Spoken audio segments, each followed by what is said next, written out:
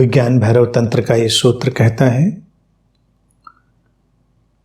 The appreciation of objects and subjects is the same for an enlightened as far as an unenlightened person.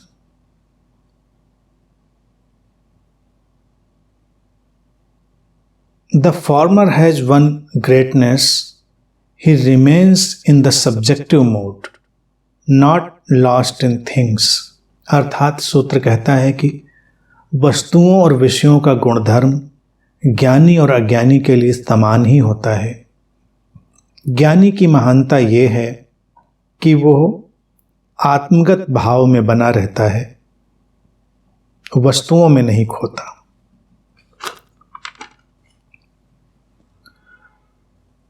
बहुत ही महत्वपूर्ण बात सूत्र हमारे सामने रखता है। अक्सर लोगों के मन में ये प्रश्न उठता है तो ध्यान का ही एक ढंग, क्योंकि ये ध्यान की बातों की तरफ ले जा रहा है, लेकिन ध्यान तो अंतिम रूप से समझ है ना, वो कोई क्रिया और कोई उपद्रव तो है नहीं, समझ। ज्ञानी और अज्ञानी, इनलाइटेंड और अनइनलाइटेंड। सूत्र कहता है कि जो जीवन है, जो विषय वस्तु है, जो सारा फैलाव है वस्तुओं और विषयों का गुणधर्म, वो सबके लिए एक ही है, अंतर नहीं पड़ेगा। लोगों को लगता है कि जो अवेकन पर्सन होगा, जो जागृत व्यक्ति होगा, उसके लिए विषय बदल जाते हैं, उसके लिए वस्तुओं का गुणधर्म बदल जाता है, उसके लिए सारी चीज़ें बदल जाती हैं। ऐसा नहीं होता। बदलता क्या है, इसकी बात को सूत्र हमारे सामने रखता है, और वही ध्यान में भी बदलता है।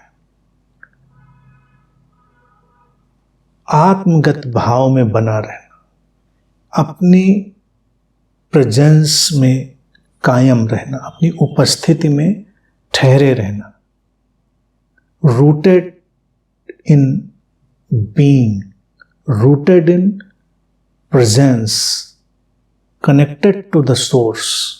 ये बातें होंगी, अपने होने में, अपने स्रोत में, अपनी उपस्थिति में जुड़े रहना, बने रहना। ये हो गया आत्मगत भाव, वस्तुओं में नहीं खोता।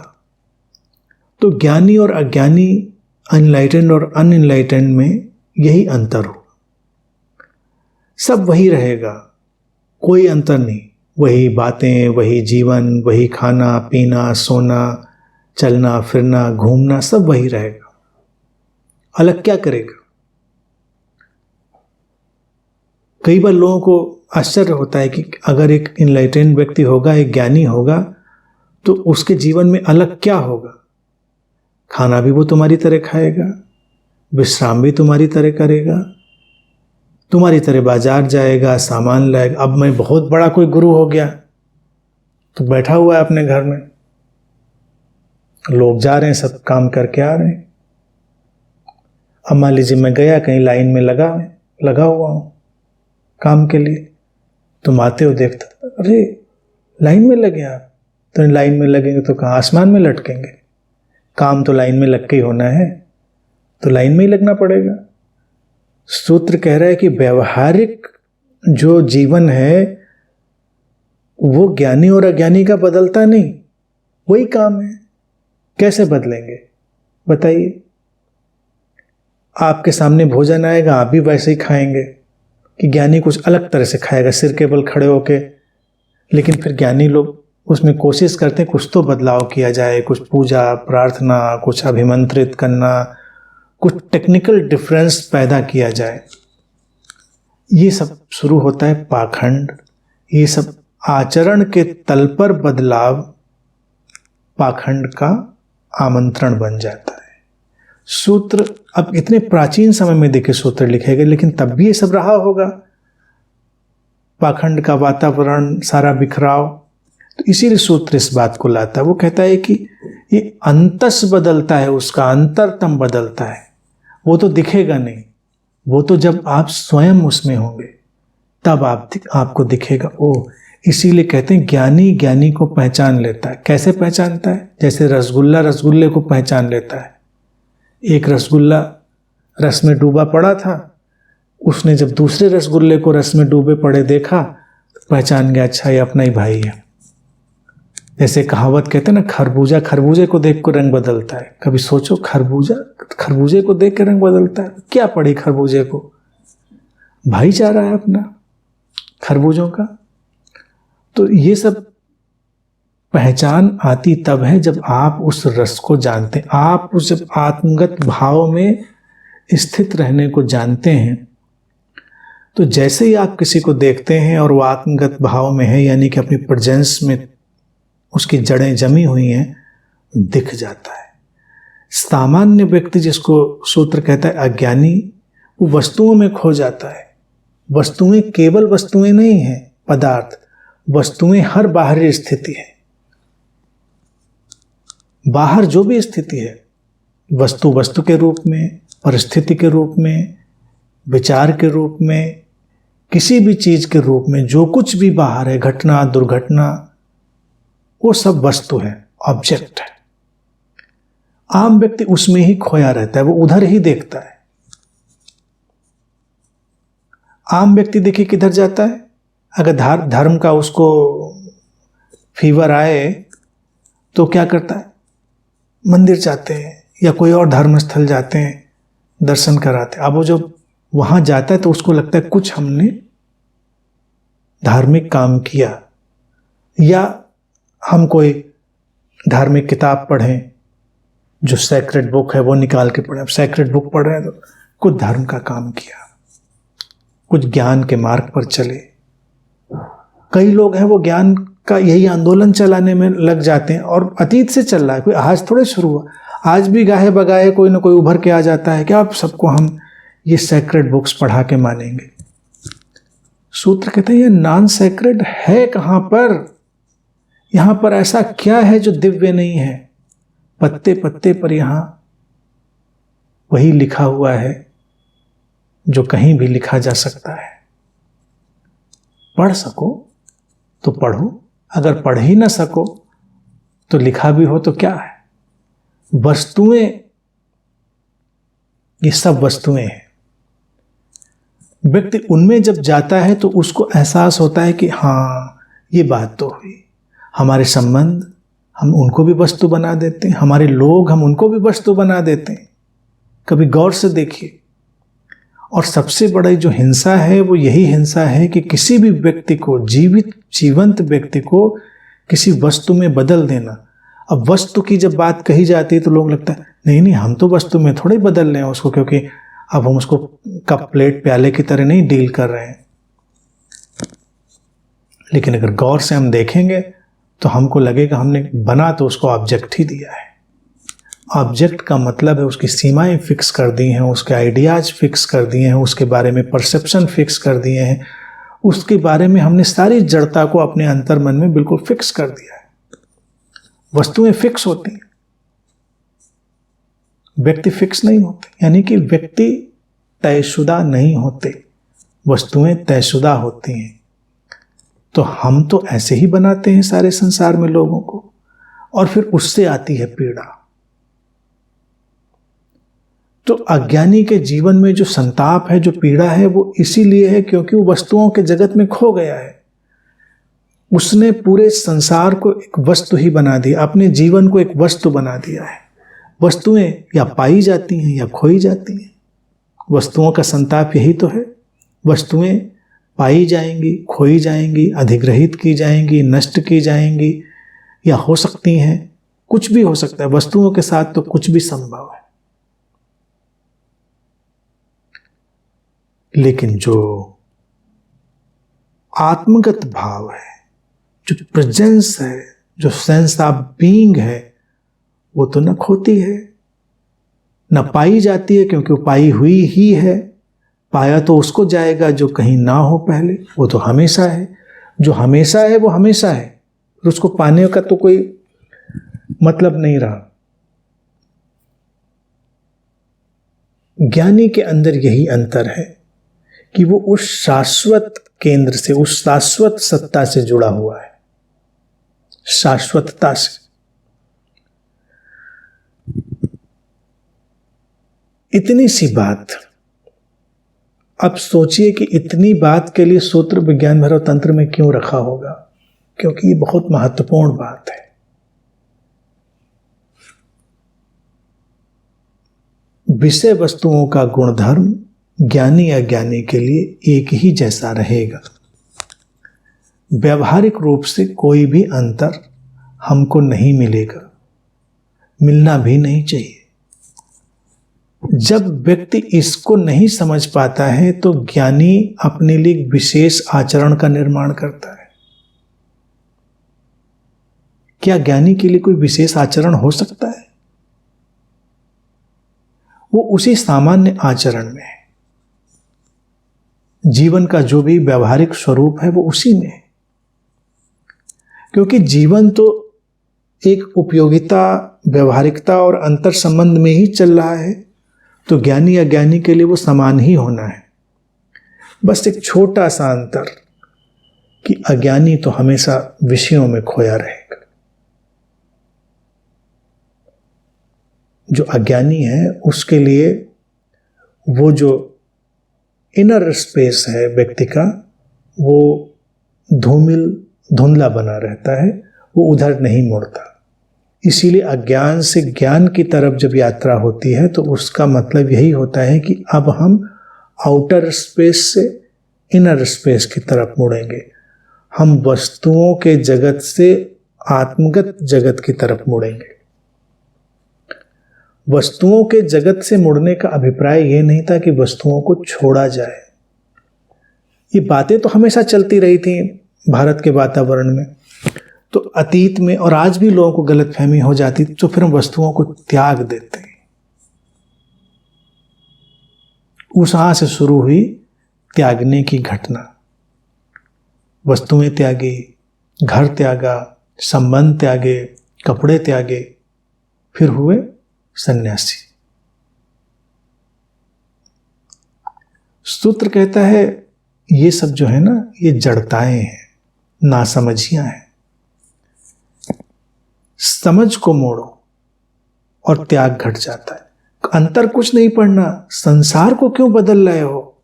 तुमको लगता है संसार यानी कि विषय वस्तुएं जो हैं उनके बदलने से अंतर आएगा? वो तो एक ही जैसी रहनी है। घर छोड़कर तुम आश्रम बनाओगे, आश्रम में कम झमेले। जो घर में तुम सोचते थे हैं वो आश्रम में नहीं। जाकर आश्रमों का सर्वे करिए एक बार, झमेले झमेले। लेकिन अगर गुणधर्म हम बदल देते तो हम जहां हैं वहीं त्याग घटता। यही अद्वैत की स्थिति है और यही विज्ञान भैरव तंत्र की एक शुद्ध घोषणा है, जो व्यक्ति के लिए रूपांतरण का वो मार्ग सामने रखती है कि जहां है व्यक्ति वहीं रूपांतरित हो जाता है। तपश्चर्या क्या है इसमें? तपश्चर्या है इन बातों पर अपने ध्यान को लाना, इनको समझना, इनको हृदयंगम करना, आत्मसात करना, इम्बाइब करना, एब्जॉर्ब करना, अपने रोम रोम में इनको बसा लेना, इनके रस में गिर जाना, डूब जाना। यही तपश्चर्या है। विज्ञान भैरव तंत्र, ताओ, जो अल्टीमेट दर्शन हमारे सामने है, वो किसी अलग तपश्चर्या की बात नहीं करते, क्योंकि वो अलग वस्तुओं में उलझाव हो जाएगा। अंतर तो यहीं पैदा करेंगे। अगर हम आत्मगत भाव की तरफ मुड़ गए बिना वस्तुओं में, विषयों में खोए हुए, त्याग घट गया। अब ये त्याग बाहर से तो दिखेगा नहीं, ये आंतरिक गुणधर्म होगा। तो आंतरिक गुणधर्म को तो बस अनुभव ही किया जाएगा। अध्यात्म एक आंतरिक गुणवत्ता है, अध्यात्म कोई बाहरी गुणवत्ता नहीं है। ऐसा क्यों होता है कि जब किसी को आध्यात्मिकता का वायरस पकड़ता है तो वेशभूषा बदलने लगता है, कपड़े बदलने लगता है, वस्तुएं बदलने लगता है? क्यों? बाहरी चीजें बदलने का घटनाक्रम क्यों घटता है? क्योंकि ये सूचना, ये समझ, ये अंतर्दृष्टि अभी उसके प्राणों में नहीं गई है कि बदलना तो अपनी आंतरिकता को है। आंतरिकता बदलेंगे तो बहुत सारी चीजें बदल जाएंगी। अब इसका हम अभ्यास कैसे करें? अभ्यास देखिए करेंगे अपनी प्रेजेंस को ज्यादा से ज्यादा अनुभव करते हुए। प्रेजेंस तो हमारे साथ चल रही है। आप मान लीजिए किसी क्यू में खड़े हैं, जैसा मैंने पहले उदाहरण दिया, मैं भी किसी क्यू में खड़ा हूं, आप किसी ट्रैफिक जैम में खड़े हैं, वेट कर रहे हैं, तो वहां भी आपके भीतर वो शांति हो सकती है, क्योंकि आपने अपने फोकस को अपने अंदर लौटा लिया, अपनी बीइंग में लौटा लिया। बाहर के काम जैसे होने हैं वैसे ही होंगे। ये तो है नहीं कि पहले अभी यहाँ झगड़ा फसाद कर लें, फिर घर जाके या मंदिर वगैरह वगैरह कहीं जाके वहाँ थोड़ा शांत होंगे। ऐसा नहीं है। वहीं पर वो तो काम जैसे होना है वैसे ही होगा। आप बस अपने होने के केंद्र में ठहरे हुए हैं, शांति से आप आगे चलते हैं, काम हो जाते हैं। कभी कभी मिरेकल भी होते हैं कि आपकी शांति इतनी प्रगाढ़ और इतनी रसमय होती है कि लोग आपकी सहायता कर देते हैं आगे बढ़कर। ऐसा अक्सर होता है। शांत लोगों को अक्सर चारों तरफ से सहायता मिलती, इसलिए नहीं कि उन्होंने सहायता लेने के लिए शांति अपने अंदर पैदा करी थी, लेकिन शांति का स्वाद ही ऐसा है। हर व्यक्ति को वही चाहिए। प्रेजेंस, उस आत्मगत भाव का रस ही ऐसा है, सबको वही चाहिए। तो अगर तुम कहीं खड़े हो, प्रतीक्षा कर रहे हो किसी काम की, तो मेरे साथ तो अनेकों अनेकों बार ऐसा होता रहा है, आज भी होता, पहले भी होता था। लोग आकर आपका काम कर देते हैं, क्योंकि वो जो चीज़ है ना उनको कहीं से खींचती, वो आपके होने में झलकने लगती, बहने लगती है। कपड़ों से अंतर नहीं पड़ता, वेशभूषा। आप साधु संत क्यों अपनी अलग वेशभूषा बनाते हैं? इसीलिए तो बनाते हैं कि अलग से पहचान लिए जाए कि साधु महात्मा है। ध्यानी इसीलिए अलग से वेशभूषा बनाता है। वो भी वस्तुएं हैं, वस्तुएं हैं। वो अलग भाषा का उपयोग क्यों करेगा? अलग भाषा का उपयोग इसलिए करेगा, भाषा भी एक वस्तु है। संत महात्मा अगर फोन करें तो लोग उम्मीद नहीं करते हैं कि बोलेंगे हेलो सब कैसा है। वो सोचते हैं पहले कोई मंत्र पढ़ेंगे, उसके बाद बात करेंगे। मैं किसी महात्मा को जानता था, फोन उठाएंगे तो पहले ओम ओम ओम, उनको लगा हेलो को ओम से रिप्लेस कर देते हैं, ज़्यादा धार्मिक लगेगा। कि हेलो बोला तो कैसे धार्मिक लगेगा? गुरु जी ने फोन किया है तो कुछ ओम तत्वमसि, यू आर दैट वगैरह वगैरह कोई बड़ी बात लाई जाए। ये बड़ी बातें क्या होती हैं? इसी को विज्ञान भैरव तंत्र कह रहे हैं। ये वस्तुएं हैं, ऑब्जेक्ट्स हैं, इनमें कोई सार नहीं है। इनके पीछे जो सत्ता है, समझ है, उसमें सार है। तो आत्मगत भाव के सार में जाना, भेद को समाप्त करना, ये अभेद की अवस्था में ले जाने वाला सूत्र है। विज्ञान भैरव तंत्र ने हजारों साल पहले देखिए उद्घोषणा कर दी थी कल्टलेस स्पिरिचुअलिटी की। अगर लोग बाहरी भेद को समाप्त कर दें और आत्मगत भाव में जीना शुरू कर दें, तो मनुष्य तो बस केवल एक गहनतम शांति और गहनतम प्रसन्नता से भरा हुआ दिखाई देगा। बाकी बाहरी आडंबर और क्रियाकलाप की जरूरत क्या है? कि कोई तिलक लगाए घूम रहा है, कोई ऊंचा पैजामा पहने घूम रहा है, तो कोई ऐसी दाढ़ी तो कोई वैसी दाढ़ी, कोई इस रंग का कपड़ा उस रंग का कपड़ा। ये सर्कस और इस मतलब देखा जाए किसी स्तर पर ये थोड़ा मूढ़तापूर्ण भी है। इसका क्या मतलब रह जाएगा? कोई मतलब नहीं रह जाएगा। धार्मिक लोगों को देखिए क्या होता है ना, घरों में उनके सुबह सुबह होगी, सुबह तो अपनी प्रेजेंस को फील करिए, आत्मगत भाव को। अपनी शांति को, जैसे इसके पहले, इसका जो पहले सूत्र आया, सुबह उठिए, उठने से पहले बैठिए, चाहे चाय पीजिए, जो भी पीते हो ना पीते हो, तो अपने हृदय केंद्र में डूबिए, अपनी असीमित शांति में डूबिए, अपने होने में डूबिए। उसी बात को इस सूत्र ने थोड़े अलग ढंग से पेश किया। बात वही पहले वाली जो चली आ रही वही है, वो होगा धार्मिक वातावरण। लेकिन सुबह सुबह ही भजन लगा दो, कोई चालीसा पचीसा लगा दो, या जिसके यहाँ जिस परंपरा का हो वो परंपरा लगा दो, बड़ा धार्मिक वातावरण बन गया। धार्मिक वातावरण नहीं, उपद्रव है। अभी मैं अपने ड्राइव में सुबह सुबह वॉक करता हूँ, तो NBRI पीछे है, जानते हैं आप सब लोग, तो वहाँ लोग वॉक करने आते हैं। तो कोई सज्जन आते होंगे, उनकी एक बड़ी सी गाड़ी मेरे गेट से थोड़ा सा सामने रोड के उस तरफ खड़ी होती थी।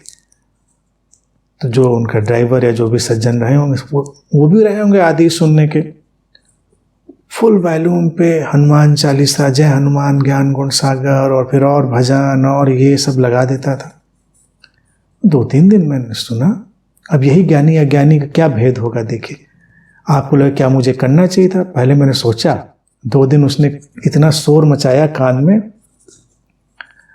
तो मुझे लगा कि चलो करने देते हैं, कोई बात नहीं, 1-2 दिन में हट जाएगा। फिर मैं तो रोज ही कर रहा है वो, 3-4 दिन कंटिन्यूस। मैंने कहा कि तो मुझे रोज सुबह आना है बाहर, और इसका तो ये रिचुअल बन गया है, बहुत धार्मिकता से लीन है। तो फिर मैं सुबह सुबह निकला बाहर, मैंने गेट खोला। जैसे उसने देखा, उसने समझ गया वो भी कुछ तो गड़बड़ है मामला। यही होता है ना थॉट का अपना। उसने तुरंत वॉल्यूम धीमा कर लिया। मैंने उससे जाके पूछा, हमने कहा भाई साहब बहुत अच्छा आप ये सब बजा रहे हैं, बहुत बढ़िया है, लेकिन आप अपने सुनने के लिए बजा रहे हैं कि हमारे सुनने के लिए बजा रहे हैं? उसने कहा अपने सुनने के लिए। तो हमने खुद ही सुनो, हमें सुनने का भी वो नहीं है। तो हमने कहा आगे से जब यहाँ गाड़ी खड़ी करिएगा तो उतने वॉल्यूम में बजाइएगा जिसमें खुद सुन सकें। खैर उस दिन के बाद तो बंद ही हो गया, फिर मुझे सुनाई नहीं दिया। तो धार्मिक वातावरण ऐसे ही होते हैं। कोई लाउड स्पीकर लगा के अजान चिल्लाने में लगा है, तो कोई आजकल तो देखिए समाज में यही उपद्रव चल रहा है टोटल। और एक समुदाय पे दोष नहीं दे कोई कि एक समुदाय, हर समुदाय उसी में लिप्त है, वस्तुओं में ही। गुरुद्वारों में क्या कर रहे हैं? वो किताब भाई साहब ने जो बनाई थी कि इसको कुछ समझ लेते, ये गुरु ग्रंथ में जो लिखा है कुछ समझ के जीवन में उतार कर आत्मगत भाव में बना लेते। वो किताब रखे बैठ के उसके ऊपर क्या जो डुलाते हैं वो डुलाते रहते हैं। लोग जाके किताब पे मत्था टेक के आ रहे हैं। अब एक किताब बन गई मत्था टेकने के लिए। किताब के अंदर जो सार था उसको जीवन में उतारना था, किताब मत्था टेकने के लिए होती है। बना लिया, चल रहा है मस्त सबके जीवन में। ज्ञानी इन वस्तुगत बातों में नहीं उलझता, वो आत्मगत भाव में बना रहता, अपनी प्रेजेंस में। प्रेजेंस आएगी तब जब बातें समझ ली जाएंगी, जब जीवन में उतार ली जाएंगी। बाकी ये सब क्या चल रहा है, इससे कोई लड़ाई संघर्ष नहीं है, ये केवल समझाने के लिए मैंने बोल दिया। अगर कोई मुझसे पूछे तो क्या ये नहीं होना चाहिए, ना बिंदास होने दो, सब करो, खुश रहो, क्या लेना देना हमको तुम क्या करते हो क्या नहीं करते हो, तुम जानो अपना काम। बस ये है कि किसी व्यक्ति की स्वतंत्रता की सीमा रेखा वहां खत्म हो जाती है जहां दूसरे की स्वतंत्रता शुरू होती, बस इतना ध्यान रखना है। इसके अलावा हमें किसी भी चीज में नहीं पड़ना है।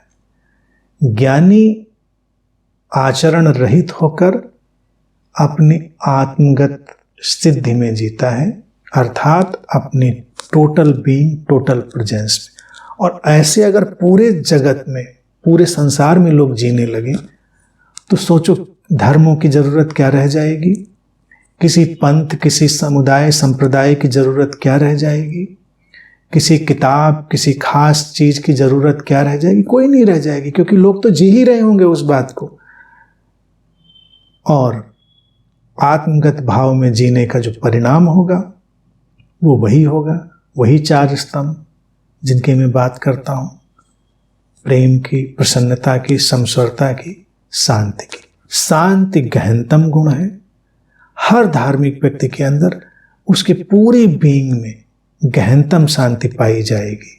और जहाँ वो शांति ना पाई जाए, वो उत्तेजना हो, किसी भी तरह की उत्तेजना हो, चाहे ये संसार बदल डालने की, लोगों को ज्ञान दे डालने की, किसी भी तरह की उत्तेजना हो, वो किसी मात्रा में ज्ञान का अभाव ही होती है। ज्ञानी परम स्वीकार में जी रहा है, कोई द्वंद्व नहीं है। वो अपनी आत्मगत सत्ता में विमुक्त, अनासक्त, द्वंद्व रहित परम शांति से भरा हुआ है।